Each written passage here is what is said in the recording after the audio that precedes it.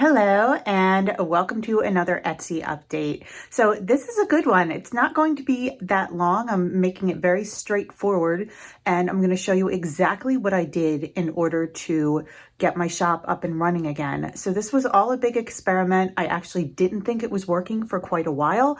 And then I found that finally in the last month or so, it is indeed working. So I'll share the main strategy that I used to get my shop kind of back to life again, because it really had shut down post-pandemic with all of the madness that went along with or came along with that. The year following was not a great year for my Etsy shop, and I really needed to revitalize it. So I'm going to share with you exactly what I did and what I didn't do also to get it back up and running. I'm also going to give you some specific examples based on different types of businesses, like a jewelry shop versus a sign shop, a t-shirt shop. I think I have 4 or 5 examples where I'm going to show you how I would apply what I did to shops like that. And I just chose some images randomly off of Etsy and I will walk you through it. Let's jump right in with some numbers. So I'm showing you a screenshot from the top of my Etsy shop right now. And really things have just started in the last couple of months to do what I wanted them to do and thought maybe they would do naively early on when I first started making changes in January. I had this hope that in February things would suddenly take off, and it really took the first few months of the quarter to get things moving. But now I can say I have hit the ground running. Things are very steady, and I've had a few surprises as well. So let's look a little more closely at this. What I want you to notice is that I am up 128% over last year. So this is really good news. What you need to do is really make sure you are paying attention to your numbers and looking at those stats, looking at items that have sold, what's not selling anymore, compare what you did last year to this year, and really kind of discount the information from 2020 COVID, because things really skyrocketed and were out of control. You can look at the year following that. 2021 should really show gradual growth at a normal rate. Mine, however, did not do that. It practically shut down. It was not growing from even 2019, the projected rate, which is why I am doing this experiment. So we are now going last couple of videos. You'll know that I worked with a coach. I got some ideas and I tried some things, and I gave an update last time of 6 things that were working for me, but I have now narrowed it down to really the main thing that worked, along with a couple other tips. So the number one main thing I did was create highly targeted items, meaning my products and their listings with titles and tags were highly targeted toward a very specific audience. Each listing did this. And some of them, when I put them up, I thought no one's ever even going to search for these because they are so specific. And guess what? They actually did. I also tested different keywords for the same listing and groups of keywords. I used long tail and short tail keywords, and we can talk more about that as we look at some of the listings and the ideas that I have for other shops to do the same. I actually got rid of eRank. I was using that kind of religiously to set my keywords, my titles, my tags, all of these things. And I found that paying for a subscription was really not working for me. I just didn't need it. I used the Etsy search bar, and this might go against everything you hear from other people, but there are actual Etsy kind of experts or gurus out there who say that they don't really care to use eRank. I don't know that there's anything wrong with it, but for me, I was finding that a lot of the search terms were, some of them came from there, but most of them came from just other kind of trials and combining things. I waited. Okay, so patience is key. I was in a huge rush in January when I started this, and I really needed to be patient if you're not patient, you'll think everything's going wrong, it's not working, and you'll kind of quit. But if you quit, just like anything else, you tend to leave right before the show starts.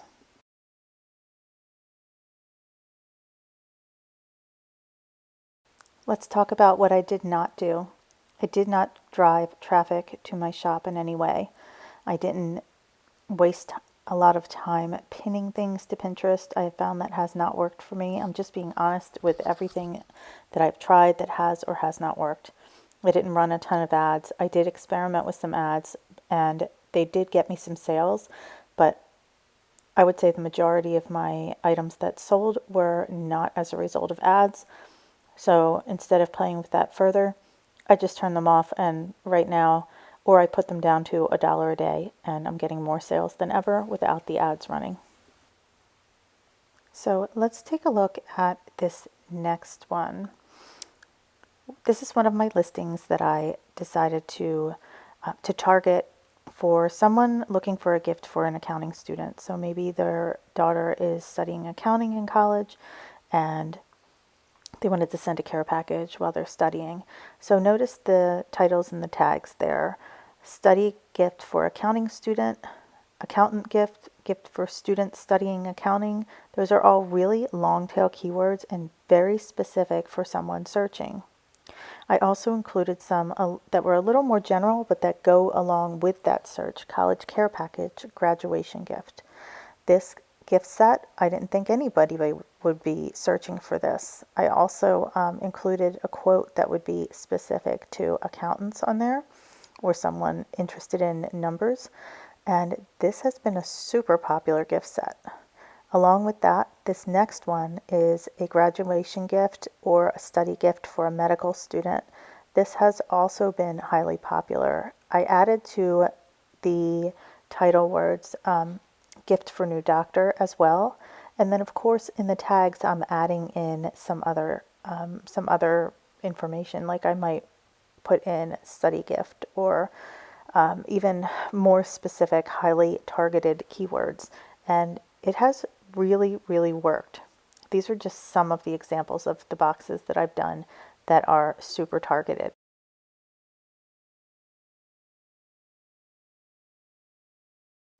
You'll notice with this top listing, this is actually a gift box that it's not one of my new ones, not one of the ones that I redid when I was kind of revamping everything in January and February. There are reasons why I changed the gift box itself and the way I'm doing everything, and a lot of that has to do with just logistics and being practical in terms of shipping and things like that. But some of my gift boxes that are in the first gift box that I ever offered, that style, are still up there and are still selling. This is one of them. Now, what I did do was get it to sell more by working on the keywords a little bit. I didn't want to create a highly specific target for this one. I wanted it to reflect something like a gift for someone who is searching for a stressed out friend, to get them some kind of a care package. And that's generally the way this sells. So if something's working, don't change it just to make everything highly specific. That's not what I'm saying at all. You need to kind of do some tests with things. I would say take a listing like this and then create a copy of that listing and see if you can create one that's really specific. So like gift for stressed out teacher, something like that, okay? And then have all of the words reflect teacher in it. The next one is a 60th birthday gift set. Now I thought instead of just birthday gift sets, which is what I had always done before, let me make it kind of age specific. I also have quotes that go with each box that kind of speak to the particular gift, but they're also pretty general for birthdays. This has been really successful for me, especially the 60th birthday one. I did have a 30th birthday gift sale today as well. So again, it could be just a gift for someone turning a certain age on a certain birthday, but I am narrowing it down and making sure I'm combining those long tail keywords with the short tail.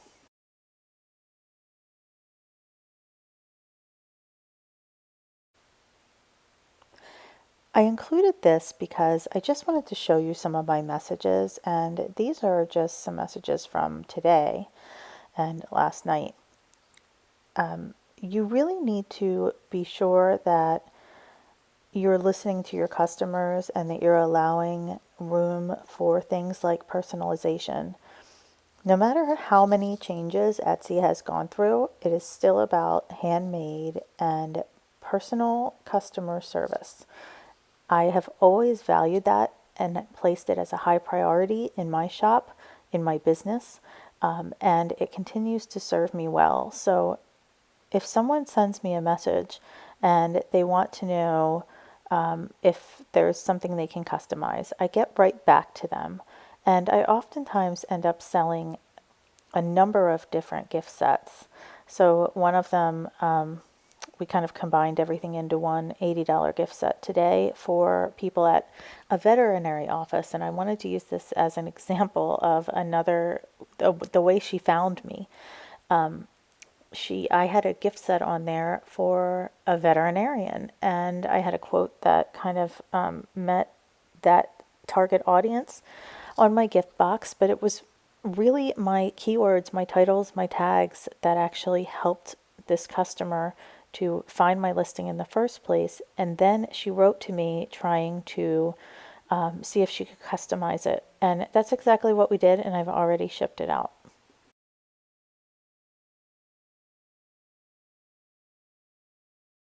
Now for the fun part.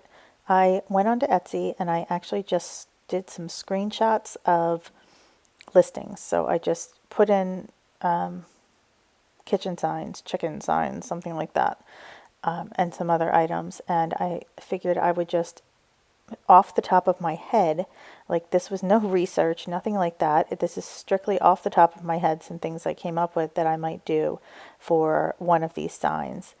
So on the right, the ideas are a little bit more targeted. So gift for friend who loves chickens, gift for friend with chickens, chicken gift ideas, funny sign for friend with chickens, chicken mom gift.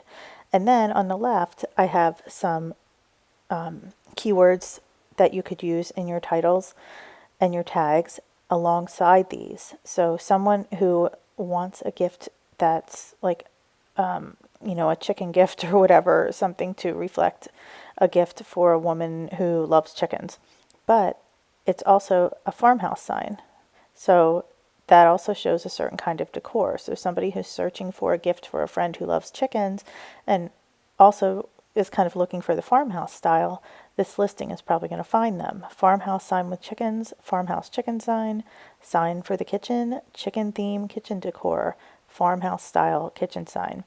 So combining those and playing around with them and doing a couple versions of that listing to see which one works could be effective. Now, I don't know how well these listings sell or anything like that. I actually just took a screenshot. Here's another one. So I kind of just chose some random categories. This one is t-shirts that might appeal to gardeners. So on the right, I started with more specific gift for garden lover, gardener gift ideas, gift for friend who loves to garden, garden party hostess gift, stocking stuffer gift for gardener. T-shirt with garden picture is a little more general. Gift for horticulture student is super, super specific, but somebody might be searching that and your listing might be one of the only ones that comes up.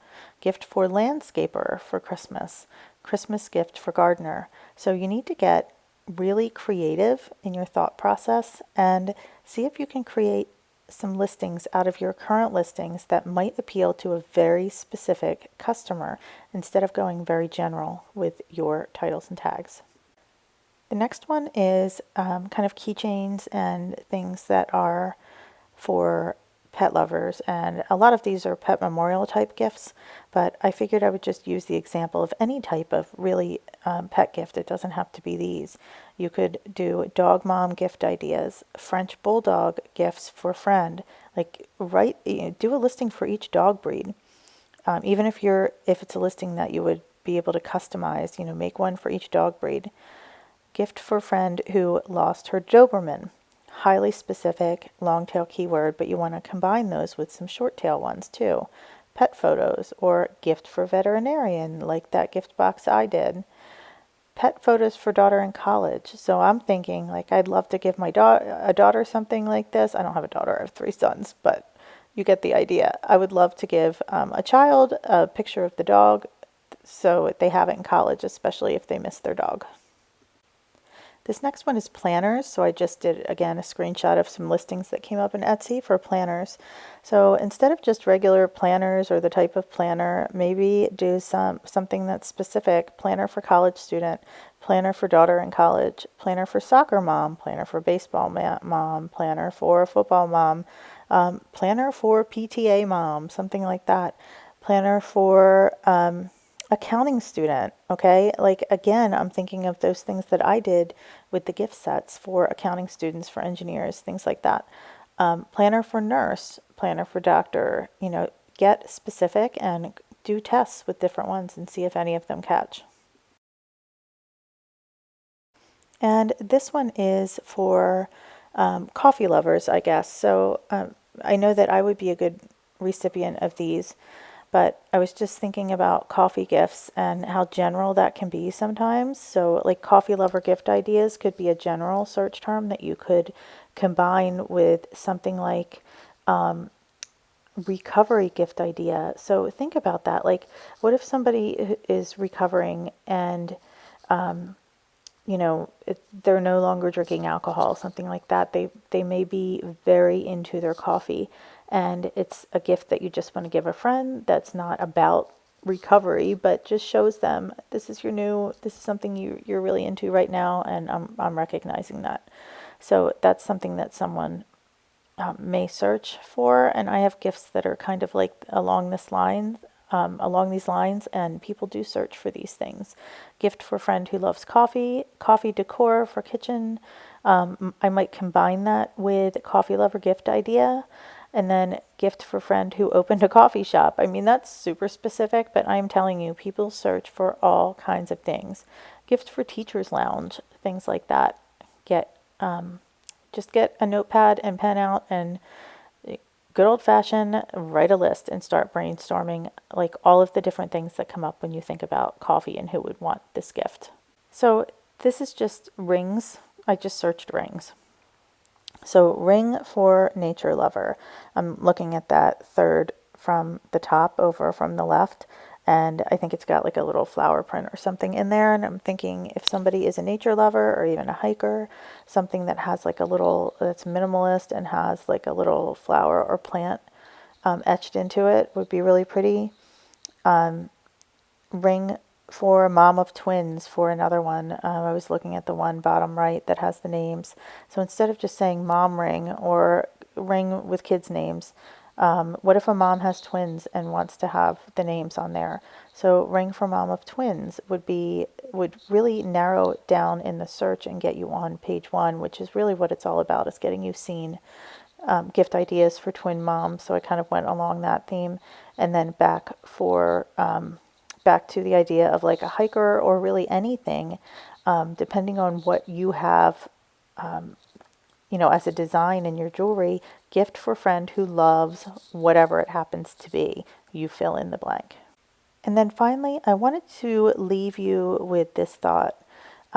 This is just a note that a customer wrote to me after I did something custom for her as a result of just a quick conversation.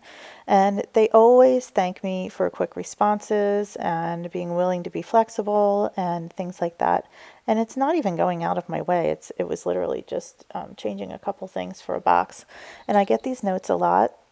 I think about the shops out there that have a ton of sales and poor reviews, because those reviews, and I know what the reviews are about. I know why they have poor reviews. Sometimes, of course, it's the product itself, but oftentimes they say things like, message the seller, she never messaged me back. It could be a simple change or a request or something, and they just, like, you're busy, but you just ignore. And that doesn't serve you well in business on Etsy or anywhere else. So busy isn't an excuse. If you're that busy, then you can hire somebody to help you to do that. I run two businesses and I'm able to answer my convos, and I have three kids. So And I own a brick and mortar store. So if I can do it, you can do it too. And I'm growing my shop every single day by doing these consistent steps. But I wanted to share that number one strategy today that has really, I know, gotten the sales off and running, which is becoming highly targeted with your listings. So go ahead and, hit copy on your listing and give it a try, see if it'll fit a specific audience and leave it there for a while. It may take 30 to 60 days. Most of mine took that long. It took a good 2 months after listing things for sales to start coming in. I had a couple of views coming in, but sales consistently started coming in after about 30 to 60 days for each listing. So be patient, don't lose heart, and just jump back in there. And this is what we refer to when we're talking about doing the work. So that's it, okay? Really, that is kind of the quick and dirty. And again, am not any kind of expert. All I'm doing is sharing exactly what I did and what worked for me. And I think it really all is about trial and error a lot of times with Etsy. So maybe trying what I did will work for you. Maybe it won't. I don't know. There's so much advice out there. But this is what I found worked. And I'm sharing it because I had such a hard time and was really feeling disheartened for many years with my Etsy shop. And when I find something that works, I'm just really appreciative of someone sharing and helping. Okay, so talk to you soon with a new update.